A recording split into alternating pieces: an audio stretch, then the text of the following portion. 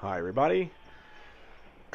Okay, so in today's thrilling video, we are working on those back ribs. You see that little, no, that's not little, you see that rib that's still wrapped in blue vinyl? So that's the cargo bay area. Everyone else calls it the baggage, I don't know, it's a cargo bay. That's what I've just officially decided to call it. So we're working on those. First things first, though, I've got to rivet on this idler bracket.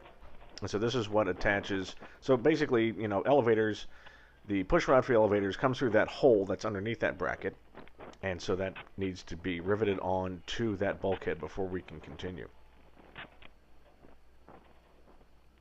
And it was easy as that. After that, I was going to go ahead and dimple and add a couple of nut plates, because this is a good security, a good point where you can help secure the cargo bay floor to the cargo bay ribs.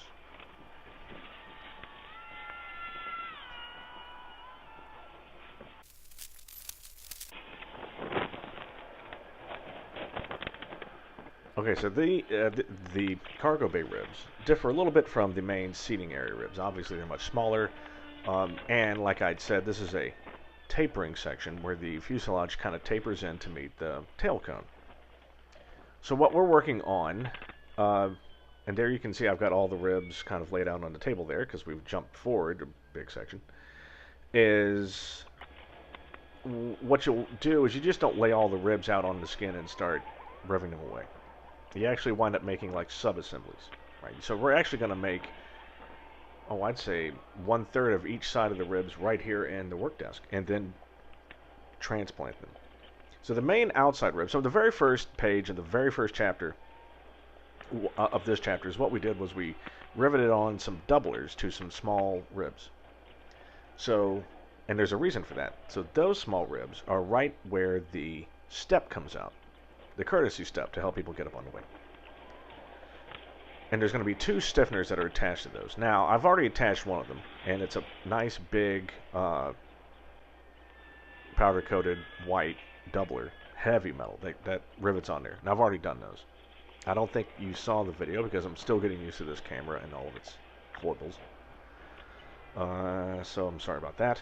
Anyway, attached to that is not only that big doubler, but also a smaller doubler. And so the step actually goes and fits in between those two reinforcements. So, at the same time, imagine this is on the very outside rib, so it's tapering in towards the tail cone. So it's not actually, you know, perpendicular to the bulkhead.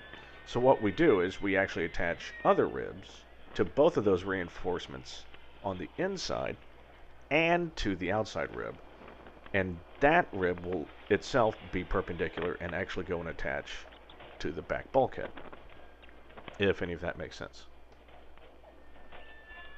What you see me doing here, so there's the rib that has the two reinforcements on it. You can see the white powder-coated one, and you can see the primed one. I'm not bothering priming a powder-coated piece.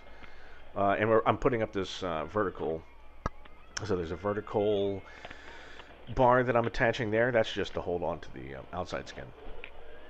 But after we do that, what we do is we take a long rib, which is that one there, and we attach it to, like I said, both of the reinforcements and that rib. So now that piece, which is standing, that rib actually goes all the way and attaches to the bulkhead. And so I do that for both sides. And then you can actually attach another one of the big ribs. So that rib that I did just attach isn't actually a full-length rib. One of the full-length ribs will actually go on the other side of those reinforcements and go all the way up. So, okay, there's the pair. And now I'm about to cleco another rib on, which you can see here. And that will attach. It's confusing, I know. But in the next video, this will all start making sense after you lay it out onto the skin. So thank you for watching. In the next video, we will make sense of this jigsaw puzzle. So see you soon.